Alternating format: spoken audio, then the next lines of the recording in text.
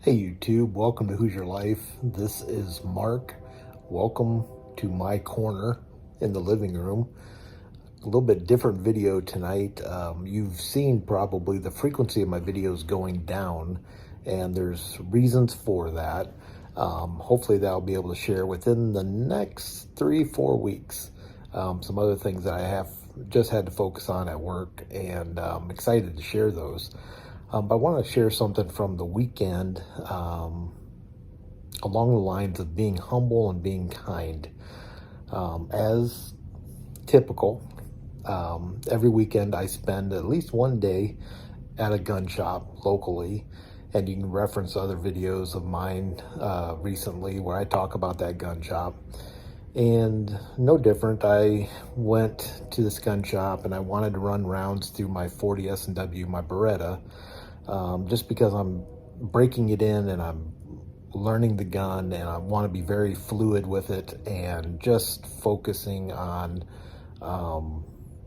putting down good rounds downrange. So I'm not doing fast draws, I'm not doing drills, it's just shoot, observe, shoot, shoot, observe, change, observe, shoot, all kind of this stuff.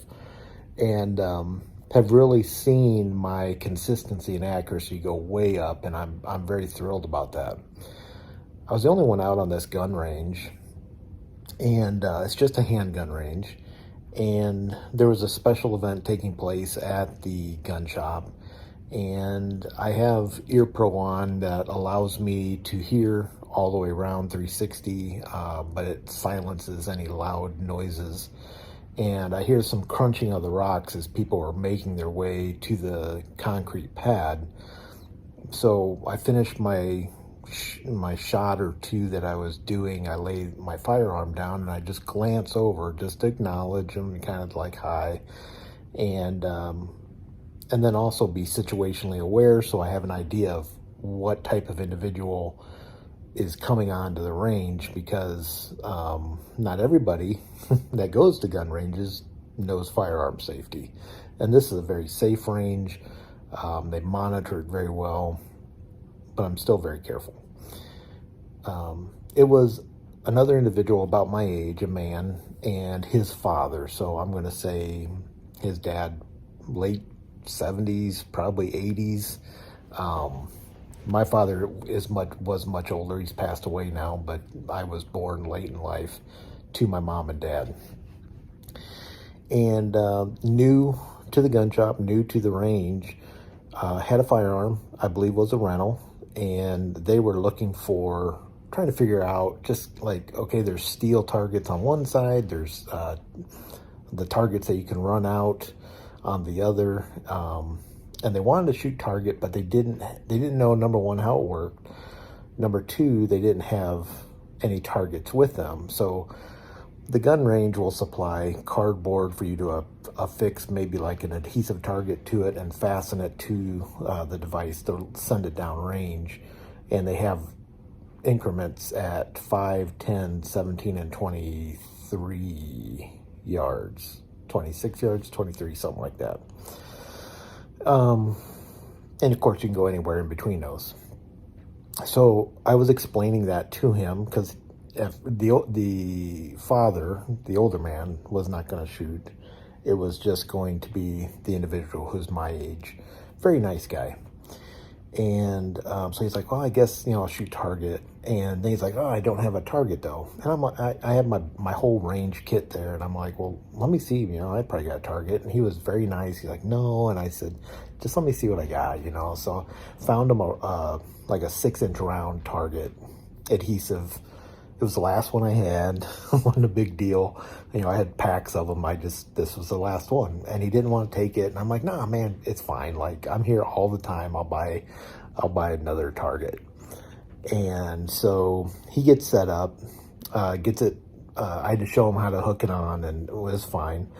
And I had run through a magazine, so I was actually at a cleared gun and an empty magazine. So I started to reload, and I'm just he's in the station right next to mine, And I'm kind of keeping an eye on him because he doesn't have his ear pro in. He had the foam earplugs, and I don't want to shoot when that individual doesn't have his ear pro on.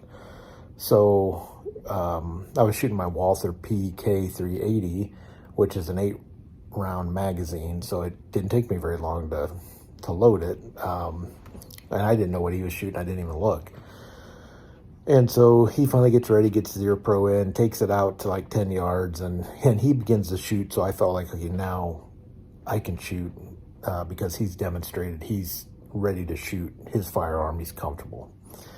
And so we shot for a while, and he talked a little bit with his dad. They were joking around. It was funny because he was all over the place, and like you would be if you picked up a rental, like you don't know the gun or whatever, you know.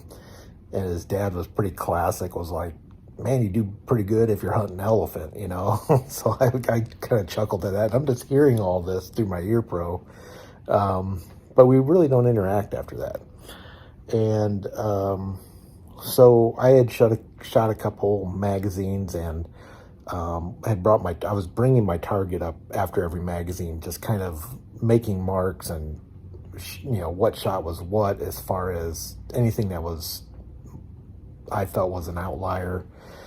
And so I was doing that, and again, I'm shooting my Walther PK 380, and the gentleman, I could hear him ramping up, and he kind of turned and looked at me and said, hey, do you got a 380? And I thought he wanted to see my gun.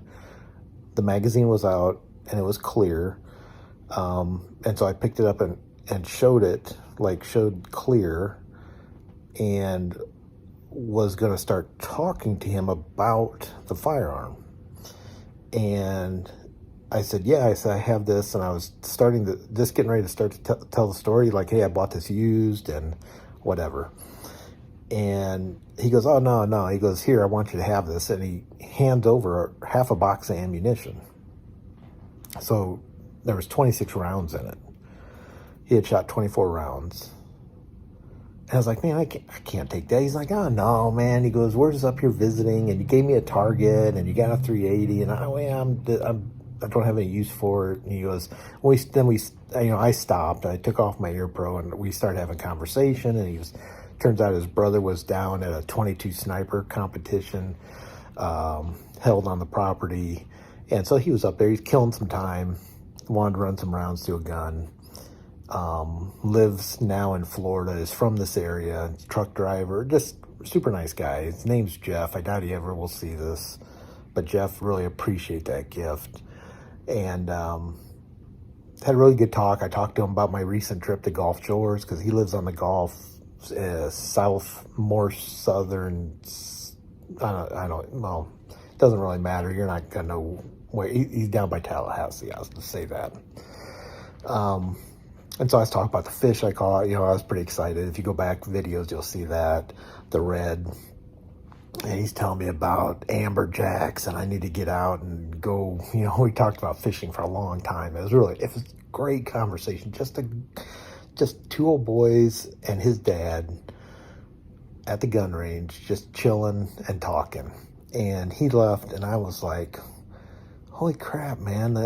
I think the box of ammunition costs $23.99. I'm like, man, that's like do my math real quick, $12 gift the guy just gave me, and for nothing. All I did was give him a piece of paper. And it really encouraged me. It really did. And so I went, when I got done shooting, I wrapped up with my 40 and went back into the gun shop, and a lot of the customers had left. And like I say, they monitor everything. It's all video and everything. And one of the staff members was like, hey, man, you got some ammunition? I was like, yeah, that guy was great, you know. And he's like, oh, he was talking you up, you know. And so we had a great conversation, me and the staff member, about how gun owners and other people who share the hobby, you know, are basically, you're going to run into a lot of good people. So I went home. It was mid-afternoon. I went home, had a lot of yard work to do, and one of the things I needed to do was, my wife had noticed, pointed out to me that the letters on one side of our mailbox were just in terrible disarray.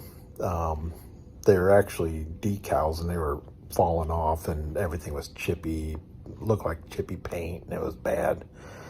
And that's the side that gets blasted by the snow plows every winter and just takes the brunt of weather. And so, very hot day, Saturday. I think it was, yeah, this was Saturday.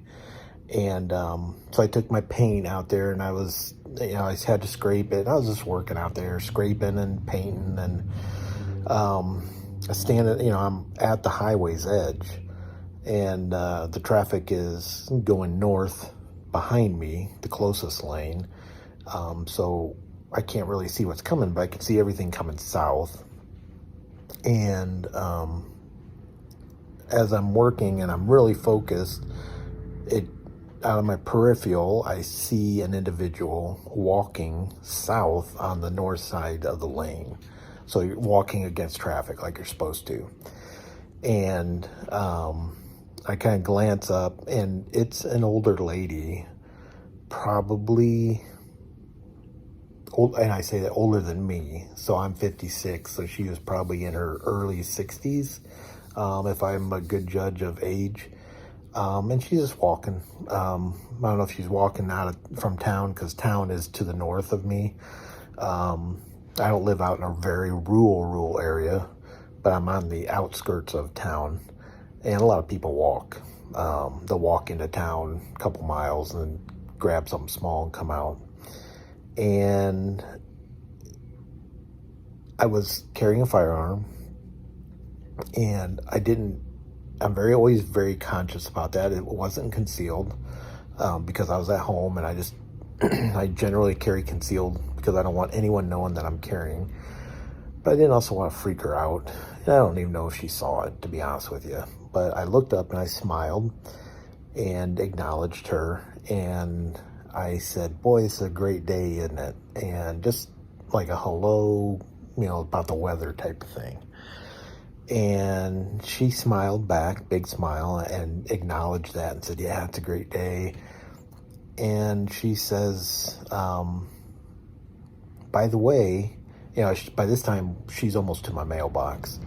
And she says, "By the way, your yard just looks beautiful." Which is funny. And I'm going to explain why. She was so nice. And I said, "Well, thank you." And she just kept walking, never broke her stride, never stopped. It's funny because the neighbor to the south of me, so my next door neighbor south, that home is vacant, and that yard is very overgrown, and they don't take care of it. And I tend to go over once in a while and just knock down the lawn, what passes as a lawn. But the neighbor to the north of me, so my next door neighbor to the north, is a perfectionist when it comes to his lawn, and just has the most gorgeous lawn that you have ever seen. There's not a dandelion in it. The grass is thick. He puts fertilizer on it. Everything is just trimmed well. No weeds, nothing in the cracks of sidewalks. He's got a brick home. It's beautiful. And I'm in the middle. So my house doesn't look as bad as my neighbor to the south, right on the outside of this window. But it's definitely not as good as the neighbor to the north. And I kind of chuckled when she said that. And she had no idea. I don't know if she was looking at her lawn, or, I do try to take care of my property. I have, right where I was standing, I have a strand of apple trees that are beautiful. And I just had done some work, and so they looked really nice. And I had mowed a couple days before, so the grass was looking good. I have a flagpole farther south that I have a video on. That I put up. My American flag was flying. I had put new mulch down, so everything looked you know, but it wasn't like my neighbor to the south. So I don't know if she thought I was, whose property I owned, but it was really nice of her to say that. And the whole point of this video is this. I have learned far too late in life, but I've learned this lesson to be humble and to be kind. And you may, as a result of being humble and kind, you may benefit from it in some tangible way. I got a half a box of ammunition of 380. Didn't expect it. Would have never thought anything less of the guy if he wouldn't have given me that ammunition. But I benefited in a tangible way. With the lady who was walking down the road, I benefited, I think, even more in a humanity sense, because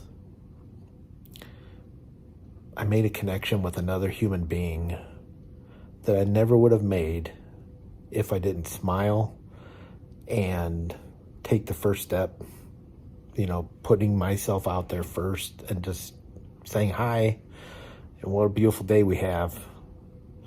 And she put herself out and said, hey, you got a beautiful yard. And that just meant the world to me. I was like, that's so nice. And so it doesn't cost anything.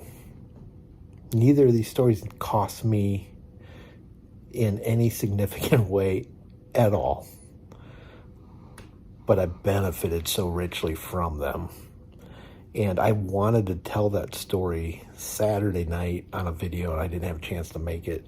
Sunday I got tied up in some stuff. I didn't have a chance to make it. Monday, work right now. Again, 3 or 4 weeks, hang in there with me. I got some hopefully good news, but a lot of stuff happening at work. And finally tonight, I was going to make this outside, but I just took my dog outside, and Gunny was out there with me while I was finishing up a carving project for one of my niece's children. And I didn't feel at that point like talking. But it's about 10 o'clock here on a Tuesday night, May, May 21st, 22nd, something like that. End of May here. And yeah, the message, I guess, if you want to live that Hoosier life, that good life, just be humble and be kind. And hopefully I'll see you on the next video. Until then, y'all take care. Cheers. So Gunny says it's bedtime. Is it bedtime? What were you growling about earlier? Huh? You're not gonna growl anymore? Oh, you're tired. You're tired.